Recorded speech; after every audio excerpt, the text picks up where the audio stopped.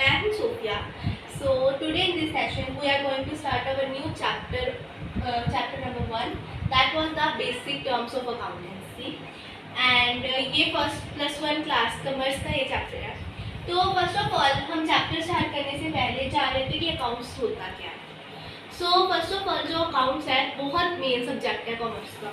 हम लोगों ने स्टार्टिंग से जैसे इंग्लिश पढ़ी है, मैथ्स पढ़ी है, साइंस पढ़ी है, लेकिन +1 में आके ये सब कुछ अलग हो जाता है. और जब हम लोग कॉमर्स ले लेते हैं तो उसमें कौन से सब्जेक्ट्स आ जाते हैं, जैसे कि अकाउंट्स, बिजनेस स्टडी वगैरह वाले सब्जेक्ट्स आ जाते हैं जो हमने स्टार्टिंग में तो कभी पढ़े ही नहीं होते हैं. तो इसी वजह से आज हमारा जो फर्स्ट जो है वो है अकाउंट्स का चैप्टर जो है वो है basic terms of accounts. So first of all accounts होता क्या है. अकाउंट्स की हर एक जगह वैसे तो हमें ज़रूरत पड़ेगी, चाहे वो हम अपनी शॉप में काम कर रहे हैं, चाहे वो हम बाहर जाके कहीं काम कर रहे हैं, क्योंकि शॉप में भी हमें अपने शॉप में भी हमें सब लेखा देखा देखना पड़ता है कि कौन आया, कितने पैसे आए, कितने पैसे जाएंगे.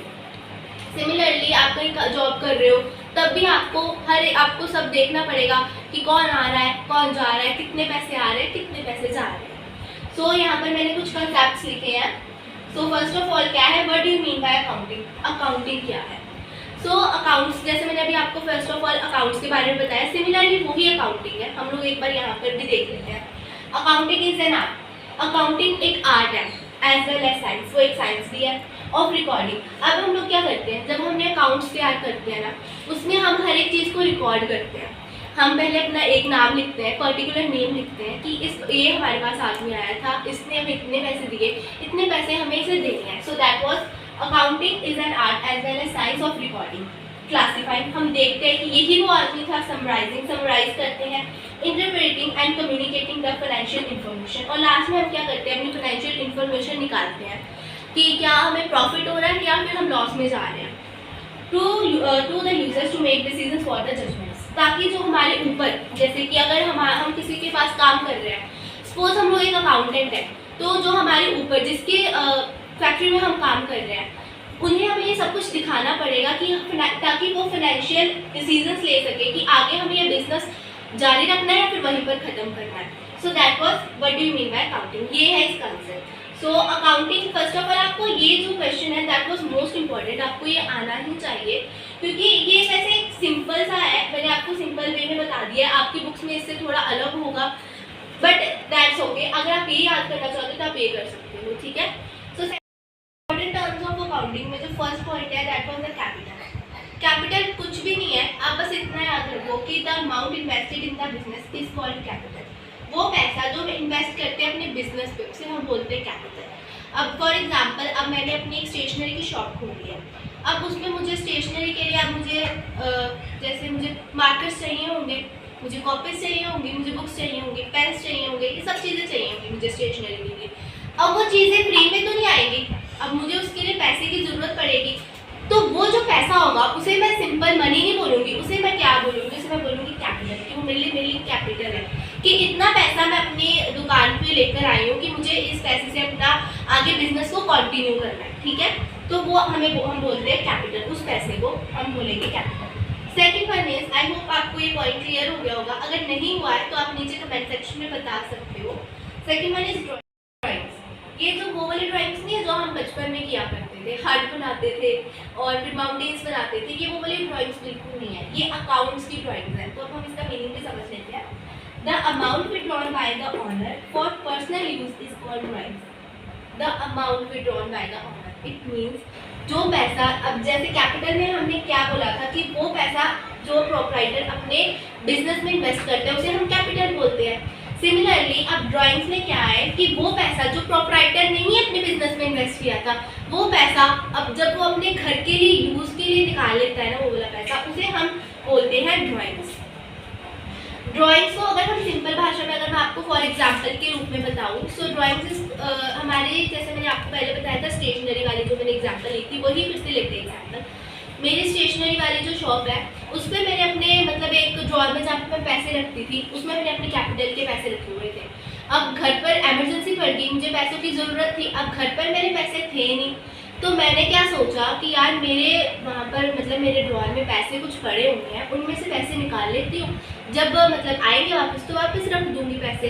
तो उस टाइम जब मैंने अपने उस ड्रॉर में से पैसे पैसे निकाले, उन पैसों को जब मैंने निकाला तो उस टाइम वो मेरी क्या होगी, मेरी वो ड्रॉइंग्स होगी है कि मैंने वहाँ से पैसे निकलवा लिए हैं, मैंने वहाँ से पैसे विड्रॉ करवा लिए हैं।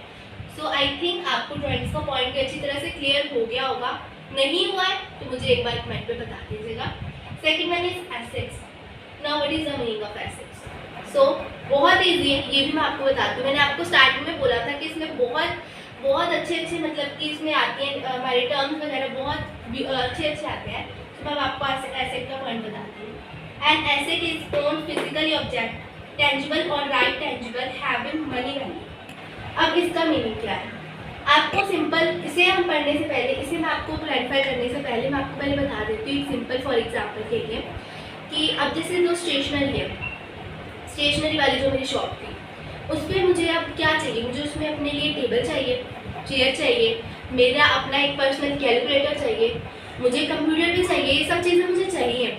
लेकिन उसमें जो मेरे स्टेशनरी का आइटम्स है, जैसे मेरे मार्कर्स हो गए, मेरे पेन्स हो गए, वो सब चीज़ें जैसे बुक्स, नोटबुक्स, ये सब कुछ जो है, ये सब कुछ मेरे लिए मेरा एसेट नहीं है।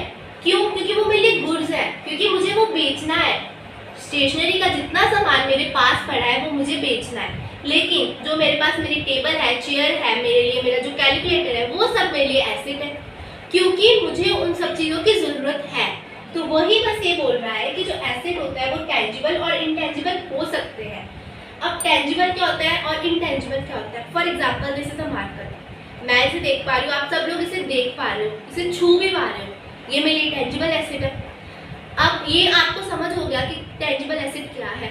ये जो मार्कर है ये मेरे लिए टेंजिबल एसेट है। सिमिलरली अब मेरे कंप्यूटर में ना कुछ सॉफ्टवेयर पड़ा हुआ है। अब मुझे पता है कि वो सॉफ्टवेयर है, लेकिन मैं उसे देख नहीं सकती हूँ, मैं उसे छू नहीं सकती हूँ। मुझे पता है कि वो सॉफ्टवेयर है मेरे पास, लेकिन मैं उसे देख नहीं सकती हूँ, उसे छू नहीं सकती हूँ, तो उसे मैं बोलूँगी कि वो टेंजिबल ऑब्जेक्ट है मेरे लिए। सो वही ये बोल रहा है कि एसेट वही चीज़ होती है जिसका कोई फिजिकल ऑब्जेक्ट हो और हम लोग इसे टेंजिबल और इनटेंजिबल हो सकते हैं और इनकी कोई मनी वैल्यू हो। ठीक है, जैसे मैंने आपको बताया, अपनी टेबल हो गया, चेयर होगी, वो मुझे यूज़ के लिए चाहिए, तो वो मेरे लिए मेरा एसेट है। Second one is last point, liability. Liability क्या है? लायबिलिटी भी बहुत ईजी है, ये भी आपको अच्छी तरह से क्लियर हो जाएगी। It refers to an amount owing by one person to another payable in money, goods और सर्विसेज। अब इसका मतलब क्या है, आपको इसकी भी एग्जाम्पल ही बताती हूँ। हमारी जो फेवरेट वाली है स्टेशनरी वाली एग्जाम्पल, तो मेरी जो स्टेशनरी की शॉप थी, अब मुझे वहाँ पर मेरे पास कुछ सामान तो पड़ा था, लेकिन मुझे और सामान लेना था। अब वो मेरे पास पैसे हैं नहीं, मेरे पास पैसे ख़त्म हो गए, लेकिन मेरे पास लोगों की डिमांड बढ़ती आ रही है, वो लोग बोल रहे हैं हमें ऐसे ऐसे सामान चाहिए। तो मैं क्या करूँगी कि ना, लायबिलिटी। अब लायबिलिटी का मतलब क्या है? लायबिलिटी जो होती है ना, उसको भी हम एग्जाम्पल के रूप में ले लेते हैं। अब जैसे मैंने आपको बताया, मेरी स्टेशनरी की शॉप मैंने अपनी खोली है। अब उसमें ना मुझे ना सामान चाहिए, लेकिन मेरे पास पैसे नहीं है, मुझे ख़त्म हो गया मेरे पास पैसे, लेकिन सामान भी नहीं है ऊपर से मेरी शॉप में। तो अब मैं क्या करूँगी, अब मैं अपने किसी क्रेडिटर को, मतलब किसी से मैं उधारी लूँगी पैसा कि मुझे पैसा चाहिए और मुझे सामान खरीदना है। या फिर मैं होगा कि किसी के लिए, मतलब किसी से मैं सामान ही उधार पर खरीद लूँ। जैसे किसी स्टेशनरी वाले से बोलूँगी कि मुझे इतनी कॉपीज़ के सेट्स मुझे चाहिए, आप मुझे इतने पैसे, मतलब मुझे ये सारे सेट दे दो, मेरे पास जब पैसे आएंगे मैं आपको दे दूँगी, वापस आपको कर दूँगी।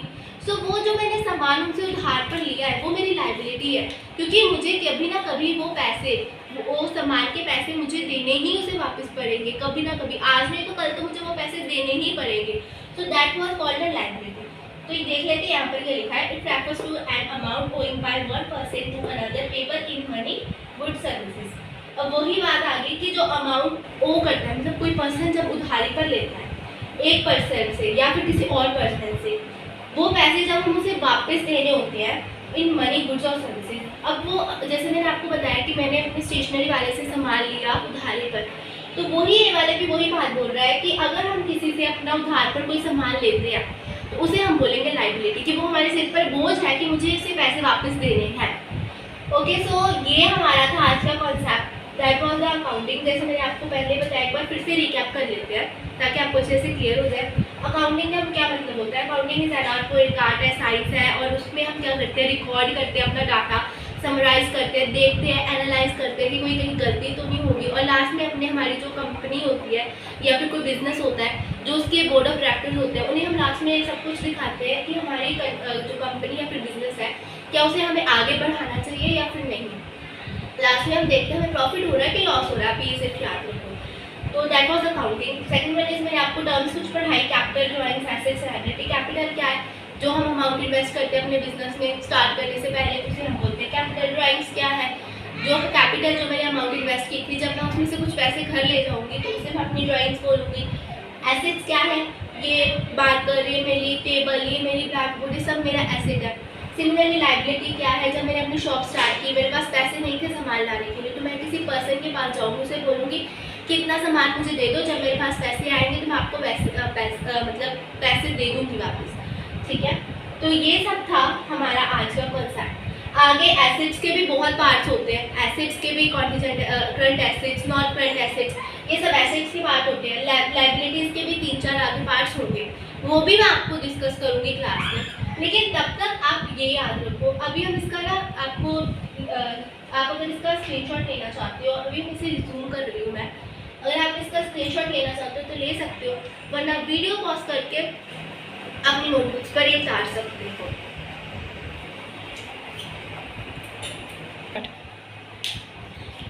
सो गाइस, आई होप आपने इसका स्क्रीनशॉट ले लिया होगा, अगर नहीं लिया है तो आपने इसे पॉज करके अपनी कॉपीज पर टाइप कर लिया होगा।